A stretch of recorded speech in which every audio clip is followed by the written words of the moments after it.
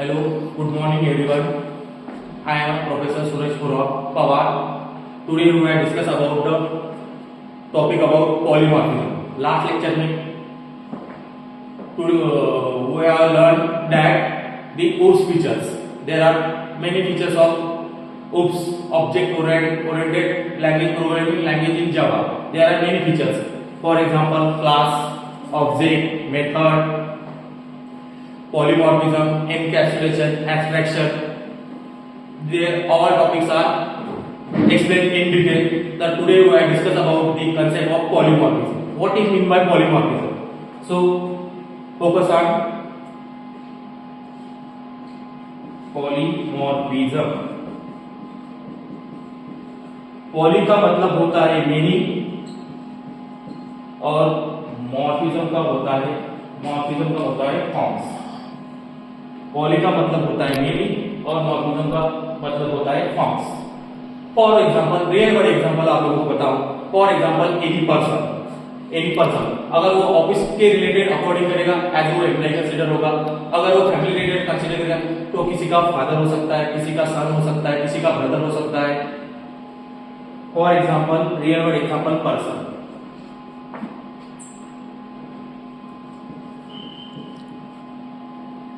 Office related रहेगा तो as a employ consider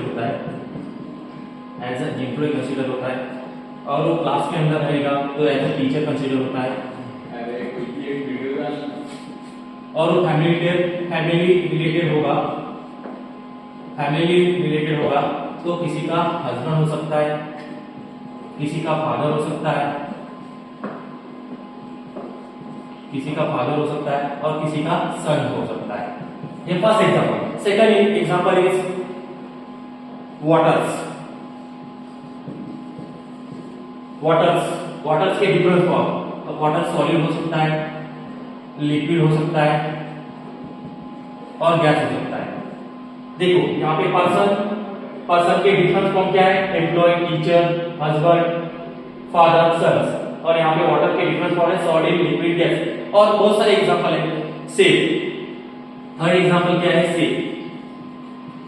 shape के अंदर क्या है? Area of rectangle, square, circle. These are example of polymorphism. So focus on what is meant by, फिर से repeat कर रहा हूँ, what is meant by polymorphism. The ability of messages display more than one form. There are two types of polymorphism: combined type polymorphism और front type polymorphism. क्या रहता है combined type polymorphism और front type polymorphism? Combined type polymorphism को क्या बोलते हैं? Static polymorphism. There are two types of polymorphism. Two types: compiled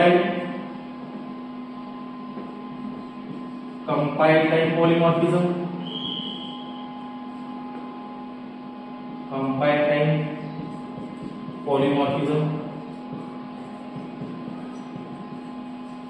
और second run time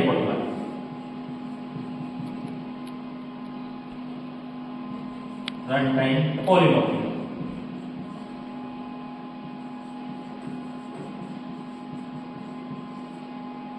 okay, let's see. Combined type polymorphism को स्टैटिक पॉलीमॉर्फिज्म बोला जाता है, और इसको क्या बोला जाता है? Static polymorphism.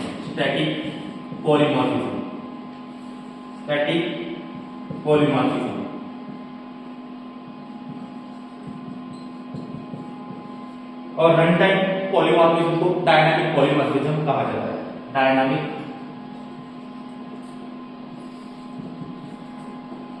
पॉलीमॉर्फिज्म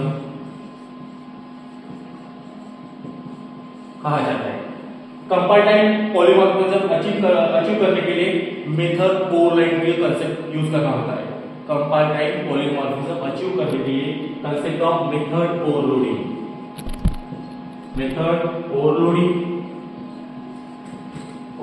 और operator overloading.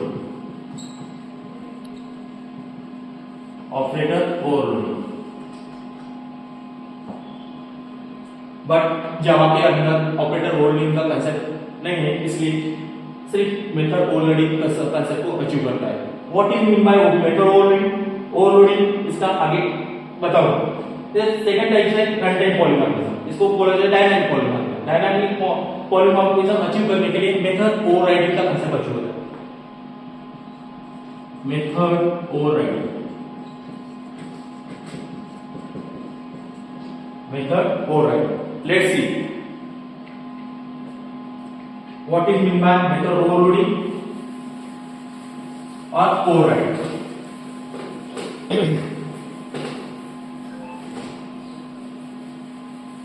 This is very important concept of any university exam.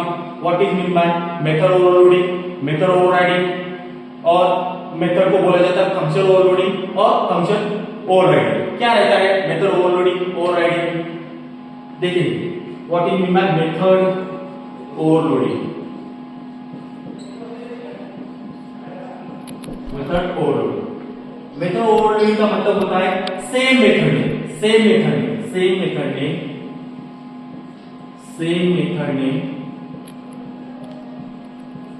within a same class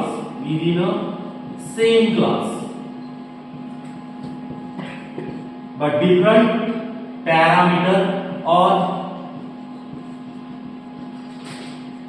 argument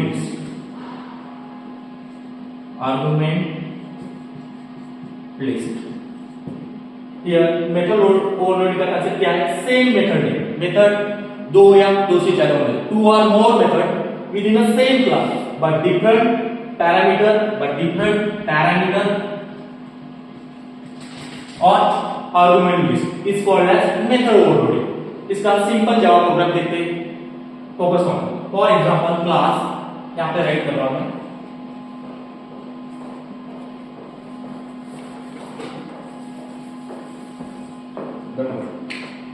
यहां पे क्लास टेस्ट क्रिएट कर दिया है, फिर एक void m1 नाम का मेथड डिक्लेयर कर रहा हूं, void m1 नाम का मेथड डिक्लेयर कर रहा हूं। यहां पे एक सिंपल मैसेज पास कर रहा हूं, system.out.println सिंपल मैसेज एक हाई प्रिंट कर रहा हूं। Second method void m1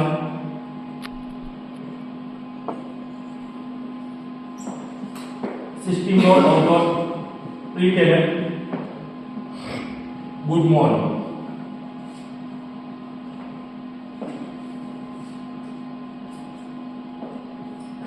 focus on definition.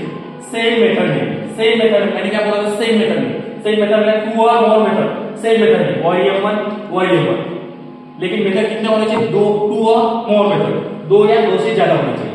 Same method में void m1 within a same class test के अंदर ही है दोनों, void m1 सेम मेथड में within a same class but different parameter और argument list. Parameter argument list का मतलब होता है, फॉर एग्जांपल मैंने यहां पे int आर्गुमेंट देखो, यहां focus on int a declare कर दिया, यहां पे int a पैरामीटर पास कर दिया, यहां पे for example int a int b। देखो अभी और डेफिनेशन का से ये प्रोग्राम में यूज किया है। देखो फिर से बताओ, मेथड ओवरलोडिंग, फिर से बताओ, सेम मेथड है, मेथड क्या होना चाहिए? दो या दो से ज्यादा, void m1 within a same class, एक ही क्लास के अंदर, with in a same class but different parameter और आर्गुमेंट्स। यहां पे int a नाम का पैरामीटर है, यहां पे int a int b। Understand हुआ? फिर इसके आगे क्या? Main method.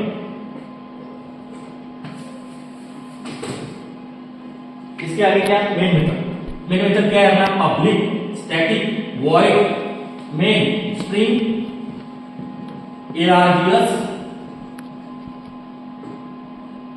अरे। फिर क्लास क्या है? टेस्ट। ये void m1 मेथड को कॉल करने के लिए इसका ऑब्जेक्ट क्रिएट करना पड़ता है। फिर मैं क्या करूंगा? टेस्ट क्लास का ऑब्जेक्ट क्रिएट करूंगा, टेस्ट t न्यू टेस्ट। फिर ये मेथड को कॉल करने के लिए इसका टेस्ट टी क्या है, ये ऑब्जेक्ट रेफरेंस है और रेफरेंस वेरिएबल है, तो यहां से टी डॉट m1 नाम से मैं कॉल करूंगा। यहां पे मैं सिर्फ int a है, यहां पे एक पैरामीटर पास करूंगा, 10 पास कर दिया। इसका आउटपुट क्या शो होगा, यहां पे इसका आउटपुट शो होगा हाई। इसका आउटपुट क्या शो होगा यहां पे, हाई। फॉर एग्जांपल मैंने टी डॉट m1 करके 20,30 कर दिया, तो इसका आउटपुट क्या आएगा, good morning, good morning. So understand that, यहां पे मेन मेथड का कर्ली ब्रैकेट क्लोज और क्लास का, और दोनों का आउटपुट क्या आएगा, टी डॉट m1 कॉल किया तो क्या आउटपुट प्रोवाइड होगा, यहां पे 10 यहां पे जाएगा इंटीजर, ये वाला मैसेज प्रिंट करेगा 10, और टी डॉट m1 20,30 ये यहां पे पास होगा, तो मैसेज आउटपुट क्या प्रिंट करेगा, गुड मॉर्निंग, यानी कि गुड मॉर्निंग। सॉरी, यहां पे हाई आउटपुट शो होगा, यहां पे good morning. Understand that? Thank you.